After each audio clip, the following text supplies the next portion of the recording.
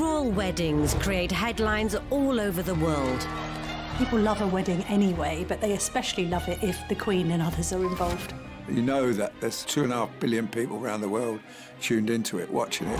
Everyone's together, they're all like feeling part of something. It's brilliant, I love it. In the ultimate fairy tale. The way the wedding has been put together, it is theatre, it is drama. Way beyond any normal nuptials. Can you imagine the pressure to produce picture-perfect happiness? Normal weddings, you can't wear white, you can't outshine the bride, but I thought there's so much going on today that I wouldn't possibly outshine her. As royal commentators dispel the myth of the monarchy. If you're a child in the royal family and you're hoping to grow up and go to an ordinary school, you can forget it. They ended up with the King doing the conga round the staterooms of Buckingham Palace. Experts will break down key archive from crucial moments in royal history. It was a fairy tale created by the Grimm brothers. Anybody entering the royal circles needs to come with their A game. So prepare to discover what actually happens when blue blood runs red. What have you been doing in here all day? This is The Royals Revealed.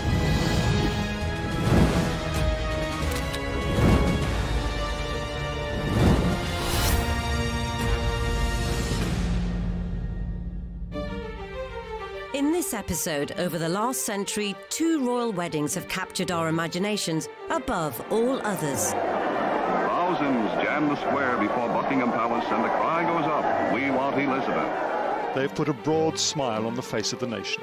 You know that it's the only story in town. You know that it's an exciting day, very early start.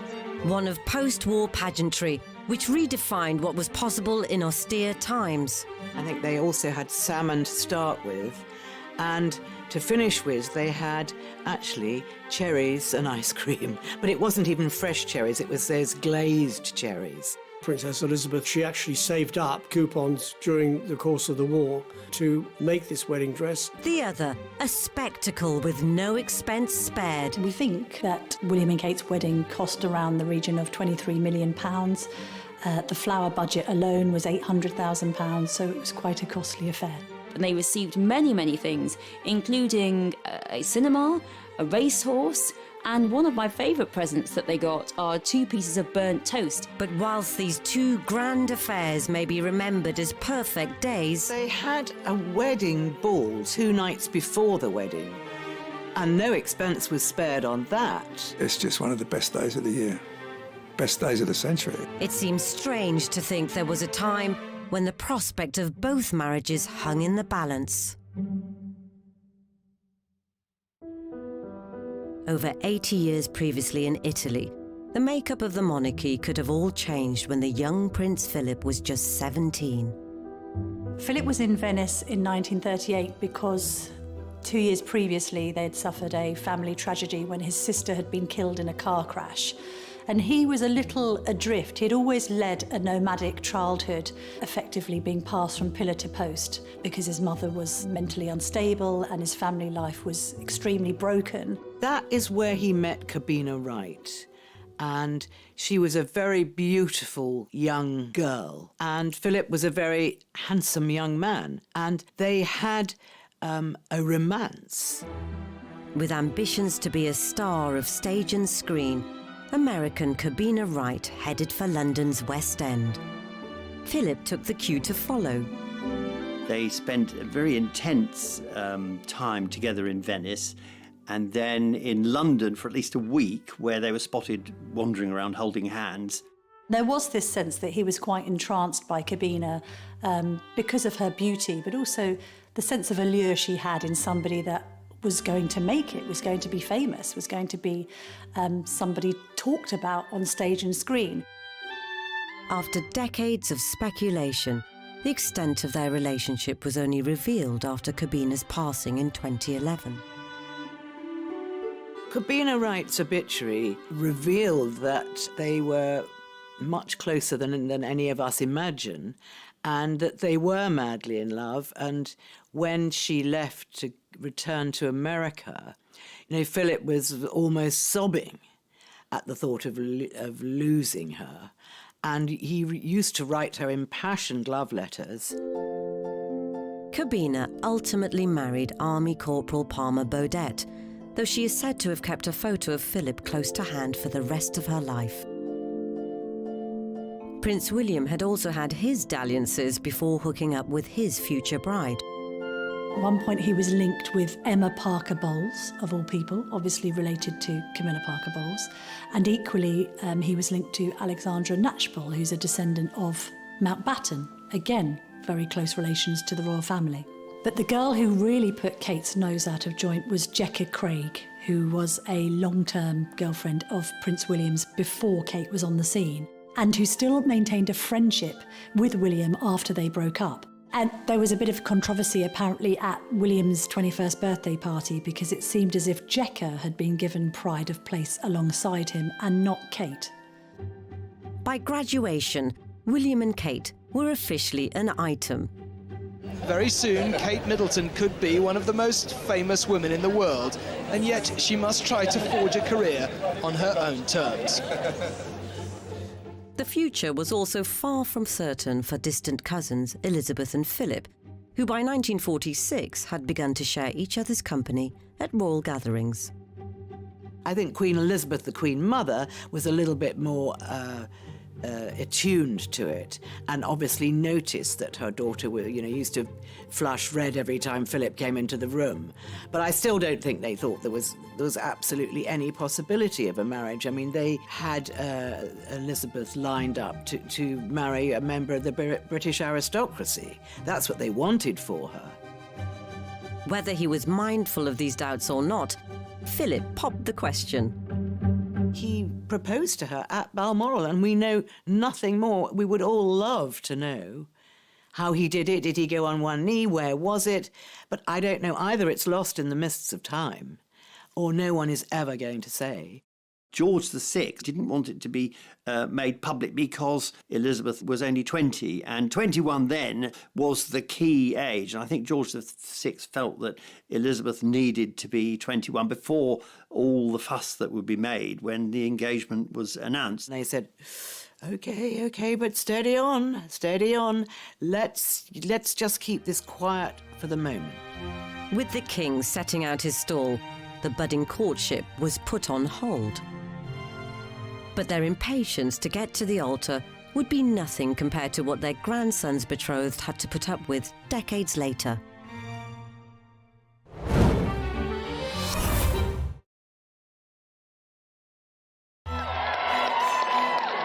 Royal weddings are one of the biggest events of the year. But just like for any couple who tie the knot, the path to walk down the aisle can have bumps along the way. Not least for Kate and William, and Elizabeth and Philip. The latter were now engaged unofficially, but forbidden to tell anyone, and about to be separated as the royals set sail for a South African tour. They were in a way trying to test her relationship with Prince Philip and see if it would go the distance, whether this secret engagement would stand the test of time, and whether Philip was up to the task and wasn't going to stray. But I don't think going to South Africa or any other things that Elizabeth did, I don't think they ever really dented the relationship at all. And George VI knew that. She never forgot Philip, and she wrote to him constantly. So they were in touch. They weren't exiled from each other. They were just apart from each other. I think the decision of the relationship was all Princess Elizabeth. She's the one that fell in love with Philip. She's the one that decided, this is the only man in my life, and this is the man I'm going to marry, and marry she did. Whilst Elizabeth had clearly made up her mind, 60 years later, an heir presumptive was surrounded by an air of doubt. When William and Kate broke up in 2007, I think it was largely due to William having cold feet and perhaps thinking unwisely that he should sow his royal oats rather than be tied down to somebody that he had met really relatively young at university. I've got a theory about the relationship breaking up. Catherine was being hassled unmercifully by the media wherever she went, and I think there was a planned breakup just to take the pressure off Catherine, that once the relationship had been broken, there was no longer any interest. There was interest then on who would William chase after. So the focus was away from Catherine and onto William. When it was initially reported that they had broken up, I phoned Kate and said, look, this story's broken. We need to follow it up in tomorrow's newspaper. Have you got any comment to make? And she said very politely and very calmly, look, I've never commented or spoken to the press in the past, and I'm certainly not going to start now, but thank you for your interest. And I remember finding myself saying, well, thank you. Good luck. I hope all goes well for you. Because at that point, of course, we thought that she would just be a Wikipedia entry in Prince William's life. And then a few months later, when she appeared at the concert for Diana, it was apparent that she was still very much on the scene, and that I think William had realised he'd made a gigantic error and returned to her somewhat with his tail between his legs. In July 1947, nearly a year after he proposed, Philip's engagement to Elizabeth was finally made public. The athletic Philip, whose 6'2" frame had caused many a feminine heart to flutter, had agreed to give up any claim to the Greek throne and dutifully became a British commoner. The last obstacle to their promised marriage had been overcome. The heart of the world is thrilled by the prospect of one royal wedding with a genuine aura of romance. But the upbeat news reports belied some unease behind the scenes. There was still suspicion around Prince Philip as they announced their engagement because of his connections to Germans. I think a poll was carried out at the time which suggested that 40% of the British public were opposed to the marriage. There were elements in the royal family, or among the advisors, who still didn't really feel this was the best thing, simply because Philip had this sort of foreign aura. And the prospective in-laws still weren't too keen. And they thought for their daughter they could do better. They thought too, not just about their daughter's happiness, but they also thought about support for her when she eventually became queen. Was Philip the right man? Apparently the Queen Mother used to refer to Prince Philip in quite disparaging terms as the Hun, which was seemingly a joke born out of the fact that Philip's sisters were married to SS officers. And the Queen Mother never made any secret of her distrust of the Nazi regime, let's put it that way. Did Queen Mother call Philip the Hun? Well, it's one of those apocryphal stories that's grown up to become fact. And it's a bit rich, actually, Queen Elizabeth referring to Prince Philip as the Hun, because she married into a German family, because George V was, until 1917, the family name was Saxe-Coburg and Gotha. Which derives from when Queen Victoria married Prince Albert in 1842. Fortunately for William and Kate, when the prince had finally done the deed, the reaction was rather more positive. Well, you've been a couple for quite a long time. Prince William, why did it take you so long to propose? And Catherine, did you ever worry that he actually wasn't ever going to pop the question? Well, in answer to that, Tim, I don't remember how many years it's been. Forget from memory. I also didn't realise it was a race, otherwise I probably would have been a lot quicker. And unlike most other husbands-to-be, William hadn't needed to frequent some high-end jewellers to find a ring fit for his queen. When the couple announced their engagement, there was a press conference at St James's Palace, but before that, selected journalists were invited to just have a cup of tea with them. So I said, oh, can I see the engagement ring? And she showed me, and I looked at it. I thought, this looks familiar. I said, wow, that's amazing. And she said, yes, it was William's mother's, so it's very special. And I remember thinking, you're not kidding. Back in 1981, the ring reveal had caused quite a stir. At 3 o'clock, Prince Charles and Lady Diana appeared for the first time in public. And this was the first chance to see the ring of sapphires and diamonds. I think when it was purchased, the engagement ring cost £400,000, and I suppose now, considering its legacy and heritage, it's priceless.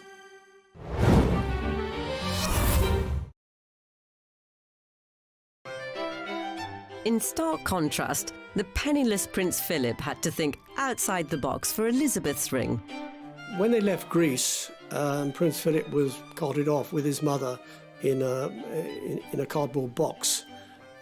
To sort of wander around Europe. Philip was very, very small at the time. She did manage to sneak out a few bits of jewellery, one of which was a tiara, which she gave to Philip, which Philip eventually broke up, and it went to make up the engagement ring. When he presented it to the princess, it was just a little big, but she was so excited she wanted to wear it anyway. And she said it didn't matter that it was a bit big. Obviously, it went back to be altered eventually, but she was so excited and she was thrilled to think that he designed it himself. And basically, the Queen has never taken it off. And it's definitely her favourite piece of jewellery. As Diana's diamond twinkled on Kate's finger, the media started to take aim at her family. As you know, Catherine and Prince William have been going out together for quite a number of years, which is great for us because we've got to know William really well. We all think he's wonderful and we're extremely fond of him.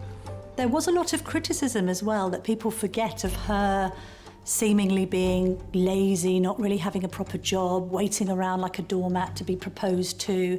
There's a sense that there wasn't much to her. There was also a great deal of criticism of her mother, Carol, having been an air hostess, and she was dubbed Doors to Manual in the press. Kate and her sister Pippa were referred to as wisteria sisters in that they were terribly fragrant and with a ferocious ability to climb. So there was this sense that, on one hand, the Middletons were these pushy and aspirational middle-class family desperate to break into the royal fold. With both engagements announced, the build-ups could begin and time was of the essence. I suppose the Queen and the King were keen for her to get married because you've got to remember George VI was very ill. Princess Elizabeth was already standing in for him on certain engagements, and he probably felt secretly that he didn't have long in this life, and therefore I suppose it was necessary that she did settle down with somebody that she loved. Elizabeth and Philip also had to contend with wedding planning in a time of post-war austerity and faced particular difficulties with regards to the bridal gown. There was controversy in certain sections of the media over the wedding dress, that it seemed to have cost a lot of money. We were still in rationing, so how many coupons went to make up this rather extravagant-looking bridal gown? There's a lot of talk that people actually sent in coupons, but the royal family being the royal family, they didn't accept unsolicited gifts, and the coupons were sent back to the senders. She was sent all kinds of bolts of cloth. She was sent nylon stockings. I mean, the public really entered into the spirit of this wedding. So how did the princess afford her dress? The government were really quite generous at the time. They gave Princess Elizabeth 200 coupons, which she actually saved up. She'd also saved coupons during the course of the war to make this wedding dress and look absolutely terrific in what was a grand occasion. Of course, the dress is the talk of literally every wedding. So when it comes to the royals, that intrigue goes into overdrive. Look at that wonderful gown. And this fascination goes right the way back to Queen Victoria. Before Victoria, weddings were quiet affairs, even in the royal family. They take place at night and brides could wear any colour. Victoria and her ministers, they think this wedding is a really good way of showing how perfect and virtuous I am. So they bring in the idea of the royal wedding, and it will be all about purity and her virginity. So she will wear white and her bridesmaids will wear white. And also it'll be public in terms of driving to the wedding in the afternoon so all the crowds can see her in her open carriage. This is radical, really revolutionary in terms of royal wedding. She brought in the white wedding dress, and a lot of people at the time thought the white wedding dress was very bizarre. They thought it looked like she was wearing her nightgown or some kind of peasant outfit, and really everyone thought the white dress was really a bit odd, but it caught on. Everyone had to buy it. 141 years later, Diana's epic David Emmanuel number with a 25-foot train had been so hyped that bridal designers had stitched up a plan to create a copy in record time. Designer Mrs. Rosie Joseph took just 15 minutes to sketch the outline. Then the 24 workers rolled up their sleeves to produce an instant copy. The dress is not an exact replica. It's in polyester. Silk is too expensive. It's white, not creamy. and the train is just 12 feet long. Finally, the look-alike dress was modelled by a supposed look-alike princess. I think if you speak to the Emmanuels who designed the dress and veil, it was to create a look of drama. And considering the dress was enormous and very much typical of the 1980s meringue. After weeks of speculation, Kate was ready to unveil her choice of wedding gown. The secret was about to be revealed. The first glimpse of the world's most talked about dress. Lace, V-neck, with a veil. Through the window of the car taking her to Westminster Abbey, details were at last emerging. It was only when Kate Middleton stepped from the car that the picture was complete. As both Princess Elizabeth and Kate Middleton wowed making their grand entrances, they'd each insisted on some uniquely personal touches. Interestingly as well, both the Queen and Kate insisted on doing their own wedding makeup, which shocked observers in Kate's case because obviously having a makeup artist at a celebrity wedding is the done thing.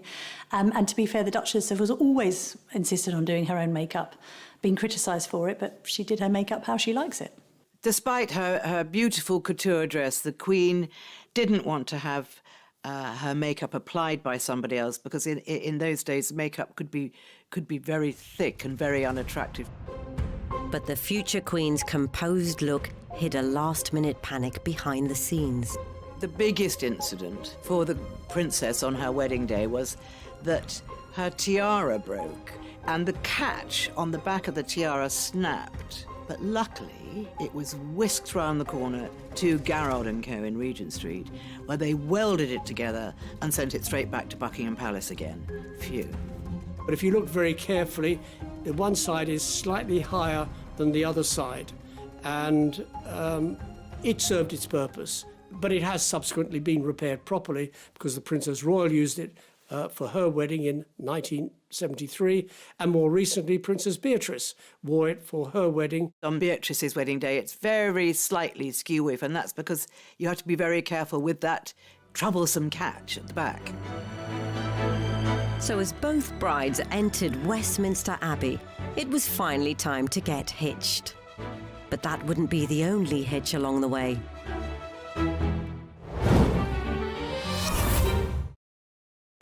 And her bridesmaids will wear white, and also it'll be public in terms of driving to the wedding in the afternoon so all the crowds can see her in her open carriage. This is radical, really revolutionary in terms of royal wedding. She brought in the white wedding dress, and a lot of people at the time thought the white wedding dress was very bizarre.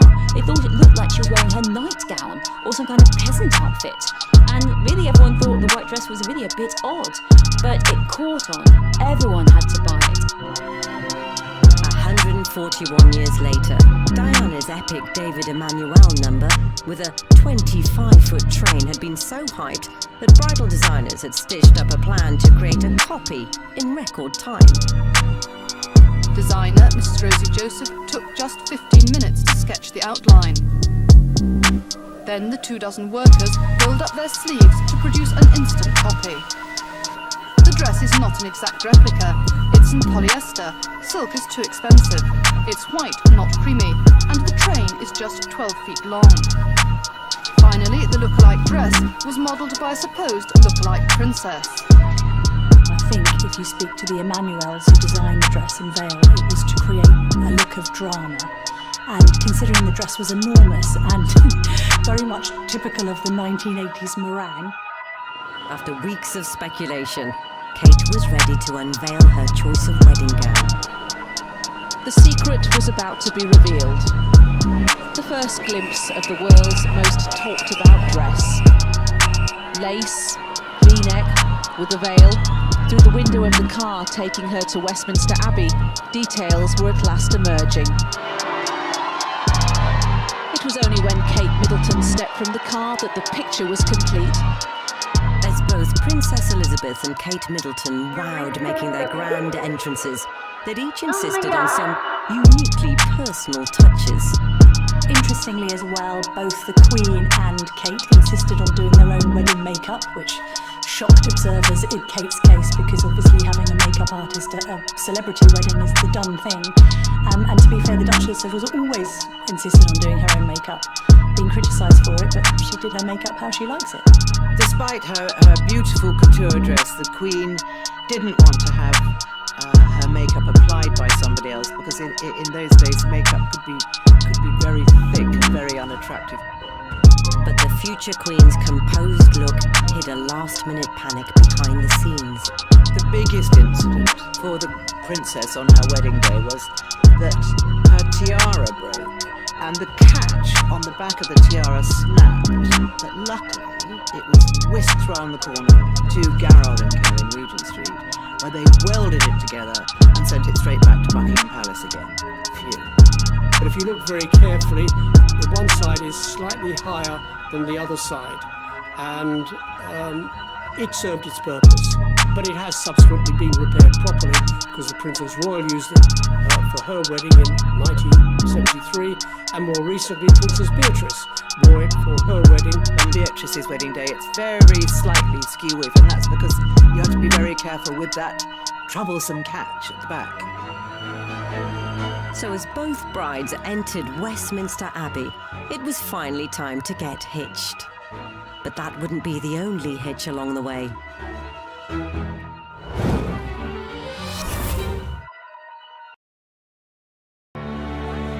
As a royal wedding gets into full swing, tens of thousands of well-wishers will line the streets to try and get a taste of the matrimonial fanfare. Some will even camp out overnight to catch one momentary glimpse of majesty. We'll have a great time, won't we, Case? Yeah! Yeah! And as each bride carefully climbs the steps to her ceremony and leaves the cheering masses outside, the rare moment of intimacy at the altar hasn't always gone to plan. Diana had a bit of a problem at the altar, because when Archbishop of Canterbury said to her, "Do you take this man, Charles Philip Arthur George, to be your lawful wedded husband?" Diana got the names mixed up. I, Diana Frances. Take thee, Charles Philip Arthur George. Take thee, Philip Charles Arthur George. William also struggled to get the wedding ring onto Kate's finger when they were at the front of the congregation at Westminster Abbey. What's so interesting about, William struggling to get Kate's ring on, or Diana getting Charles's names slightly the wrong way round, is actually what makes them human, that we are all capable of succumbing to pressure, especially under such circumstances where the whole world is looking at what you're doing. As the crowds congratulated in force, it was action stations for the press pack, like veteran royal photographer Arthur Edwards. You know that it's the only story in town. You know that it's an exciting day, very early start, at least 5 o'clock start. Get through the crowds to where your position is. And I had the right pass inside the forecourt of Buckingham Palace. And of course, they looked after us very well. We went there early, got there very early. They laid on a room for us with refreshments and armchairs and television, so we could watch the whole of the wedding taking place at Westminster Abbey. And then, of course, when our turn to take up our positions came, it was easy, we just went into position. The prime spot is one which will give the best vantage point of the balcony, a long-standing symbol of the link between monarchy and the masses. The balcony at Buckingham Palace is effectively where the window frame through which we see the royal family. Buckingham Palace was a focal point because the King and Queen were there.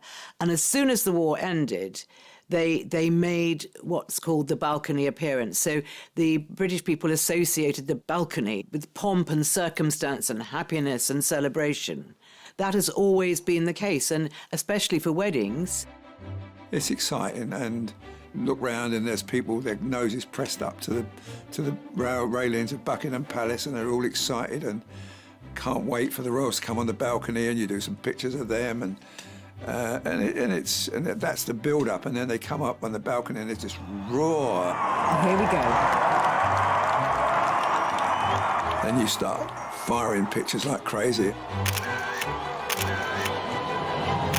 The main picture I'm looking for is the kiss picture. I mean, You know that's going to be the page one picture. And historically, that's not always been the easiest shot to get. When Charles kissed Diana, it was a fleeting kiss, one kiss, bosh, and very, very quick. And many of the photographers there missed it. When Fergie gets on the balcony with Andrew, the crowd starts saying, kiss, kiss, kiss. And I remember Fergie holding her hands up to her ears and they were saying kiss. And he kissed her for so long. Again, the crowd roared its request. What's that, said the couple, as if they didn't know. Of course they did. And this was what the crowd was waiting for.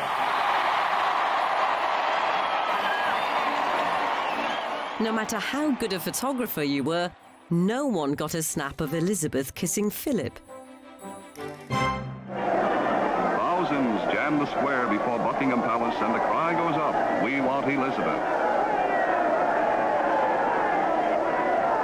On the balcony where kings and queens have appeared unnumbered times on great occasions, the young couple happily share the supreme day of their lives with their countrymen. The Queen and Prince Philip, when they appeared on the Buckingham Palace balcony, did not play to the crowds and decided they would not kiss publicly. So a simple wave was deemed satisfactory in 1947. But in 2011, with Kate seemingly overwhelmed... "Oh, wow," she says. "Oh, wow." would the kiss even happen?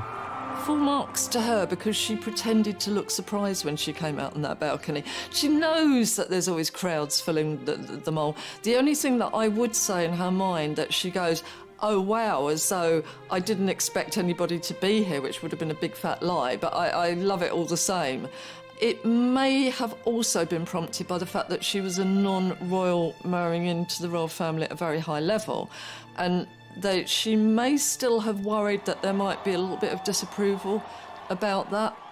The stark difference between William and Kate is that William, from birth, was groomed in the soup of pomp and ceremony and royalty. Let's remember, when he was born, you know, Diana came down on the steps of the Lindo wing and almost held him up like, you know, Simba a la Lion King. He's had that from the get-go, whereas she hasn't. So that is the fundamental difference between them, that she needs longer to get groomed into that system. He's almost got it written into his DNA. I love the way he looks at her, looking at her response. And he's using a lot of suppressed facial expressions. He's using a suppressed smile. His eyes are crinkling. And I think what that's saying is, you know, look at the life that you're coming into, as though he's perhaps giving it to her as a gift rather than him giving her to them as a gift, which he absolutely did not want to do. He did not want another Diana situation. So, you know, take the love, but I'm not going to donate you to the public. I don't want that. I want to protect you. As Kate eased into the moment, William puckered up, and down below, Arthur was primed.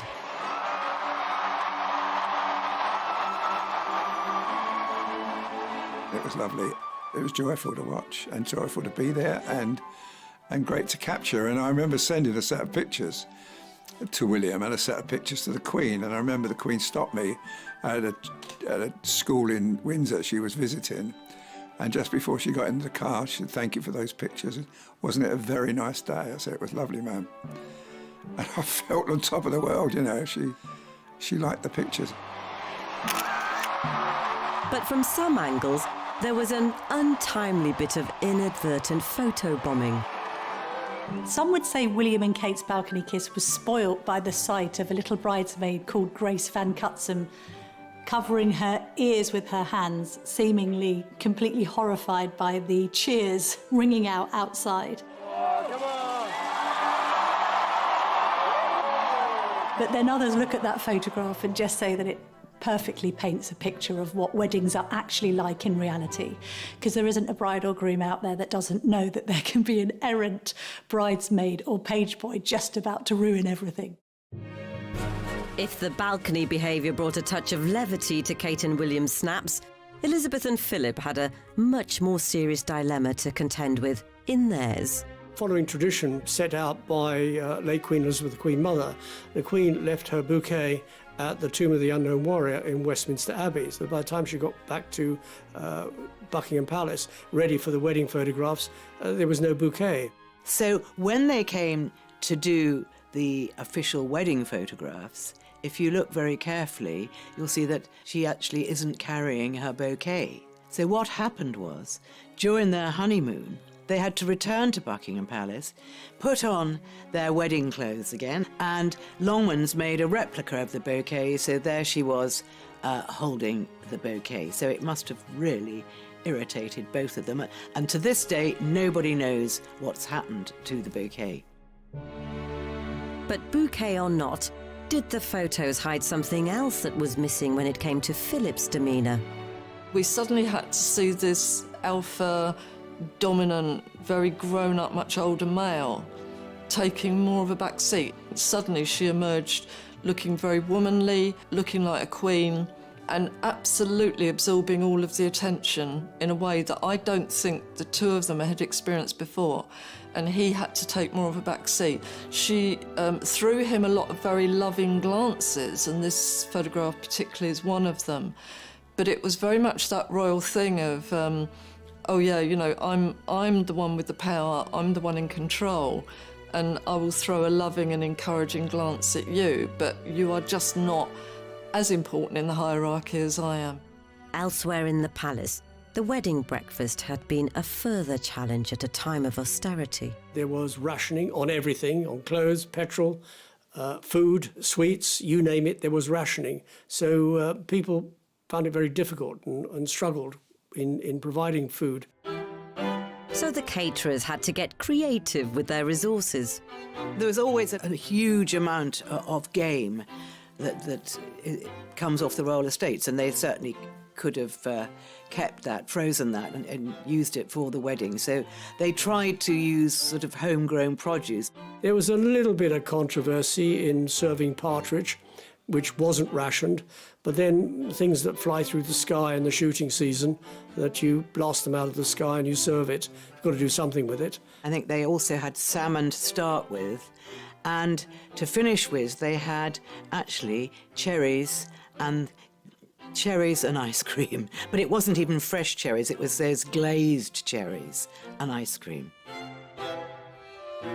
However, the budget banquet didn't extend to the cake. It was made by McVitie, who had the royal warrant, and it was 9 foot high, and it had 500 pounds of ingredients in weight in it. And they'd use something like 600 eggs. And it seemed the cake fit for a queen could also tickle her grandson's taste buds. The idea of them having fruitcake did seem a little bit outdated in the sense that normally these days people opt for some sort of sponge. Having said that, the good thing about fruitcake, of course, is that you can cut and keep it. And I think even since Queen and Prince Philip got married, there have been pieces of cake that have been auctioned decades later. Whilst all weddings need cakes relative in size to the number of guests, some other expenses raised eyebrows. We're told the couple want to strike a balance between an enjoyable day and the current economic situation. But any nod towards austerity is, of course, relative. After all, they've chosen to get married in an abbey capable of seating more than 2,000 guests. And those guests were duly seated in a £50,000 fairy tale forest using more than 4 tons of foliage. Add to that a £250,000 dress, thorough processional route rehearsals, and a legion of staff to keep the whole operation going. The final financial reckoning was jaw-dropping. We think that William and Kate's wedding cost around the region of £23 million. The flower budget alone was £800,000, so it was quite a costly affair. Exact figures for Elizabeth and Philip's wedding aren't available, but it's safe to say that to truly call it an austere occasion would be some way off the mark. Pageantry and splendor are revived for this day in austerity-ridden London, a day which the world shares with Britain. This is the moment for which the teeming millions have been waiting for months. And perhaps controversially, there had been a less well-known extravagance earlier that week. They had a wedding ball 2 nights before the wedding, which is a royal tradition that they have a grand wedding ball, and no expense was spared on that. They had, first growth wines and champagnes, and they had a fantastic band, and they really pushed the boat out, and they have 1,200 guests at Buckingham Palace. And they ended up with the king doing the conga, sort of round the staterooms of Buckingham Palace. So it was a very, very jolly affair. With their wedding days done, the two couples hoped to have a relaxing first few weeks as man and wife. But there was very little chance they'd get to enjoy their honeymoon period, as outside interference ensured the newlywed gloss soon wore off.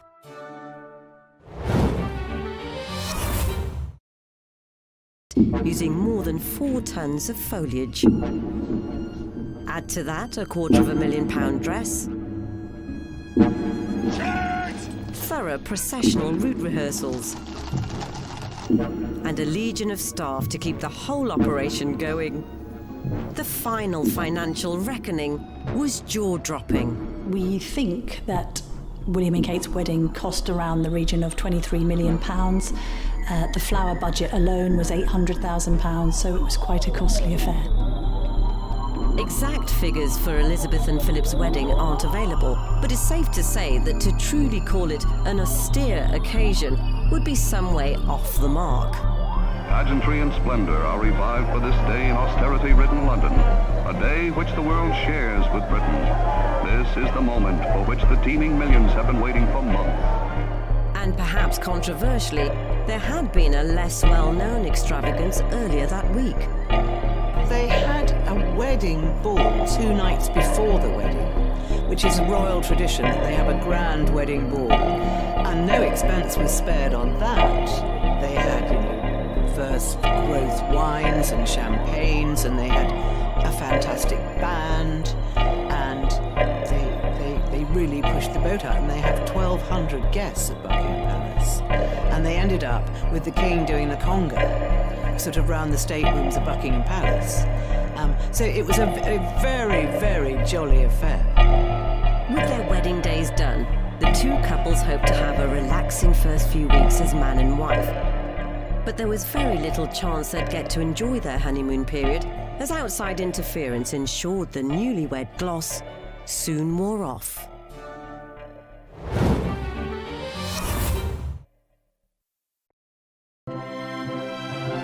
The weddings of Elizabeth and Philip and Kate and William are two of the most significant. Her diamond anniversary, the Queen decided to put on a special exhibition of wedding memorabilia to give the public a sense of what a royal wedding was like in 1947. The Queen has put on display just a handful of the 2,500 gifts sent from leaders and politicians from across the globe, including this porcelain dinner service from the President of the Chinese Republic. Well, not only was it going to be a splash of colour on the hard road, as Winston Churchill put it, but also the presents really were this first moment after the war in which there was this huge amount of munificence and the idea of royal weddings being a time for giant amount of gifts.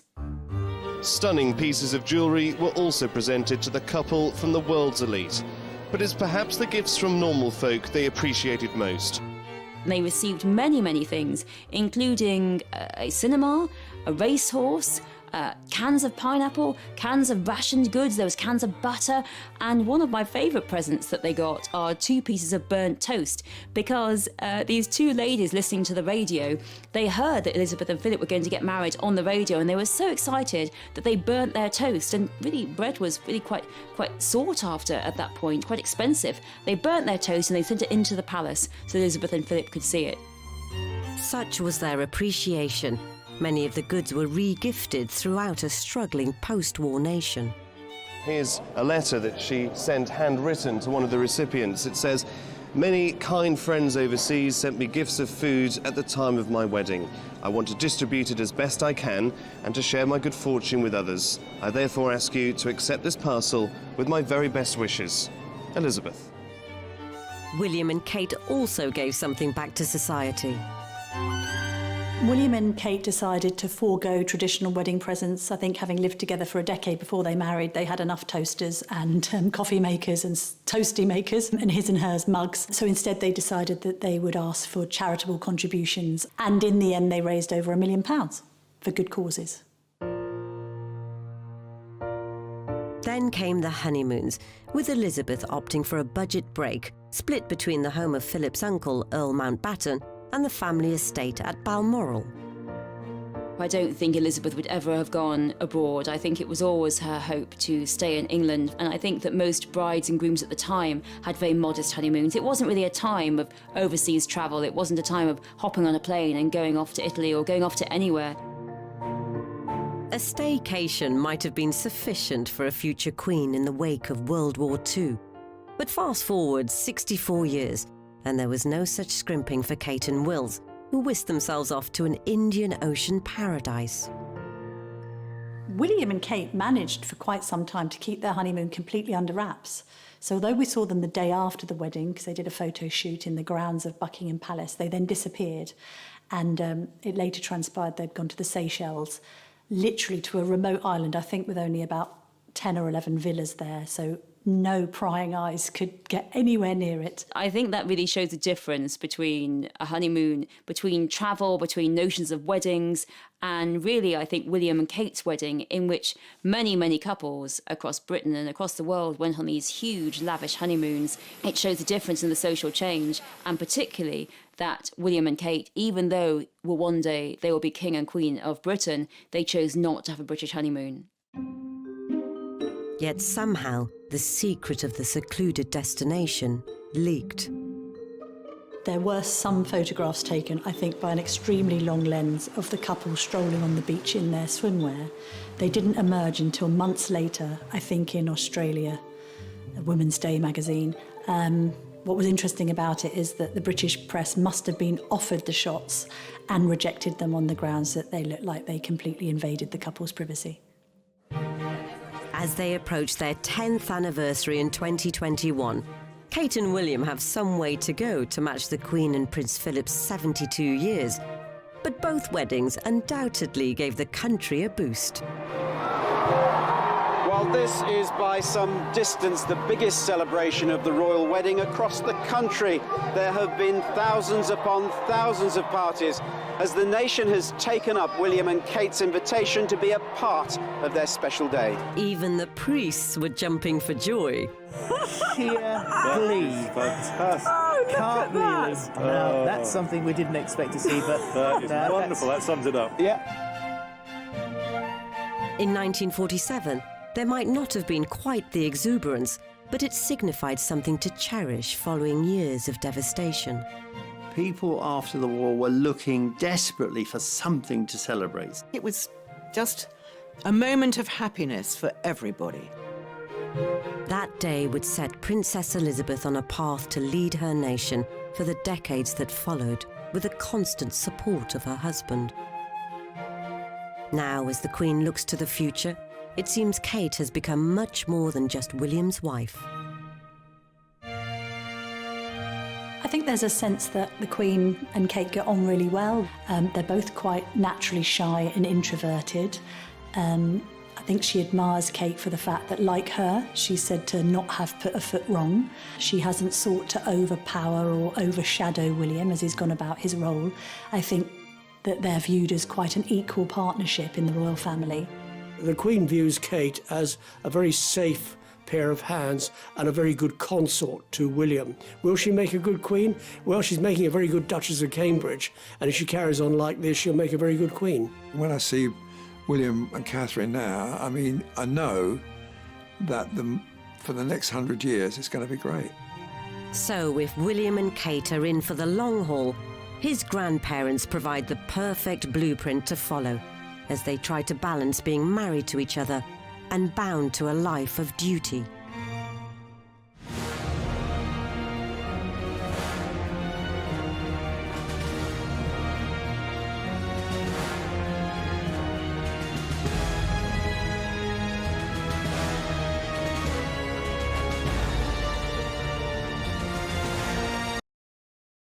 In Venice in 1938, because 2 years previously, they'd suffered a family tragedy when his sister had been killed in a car crash.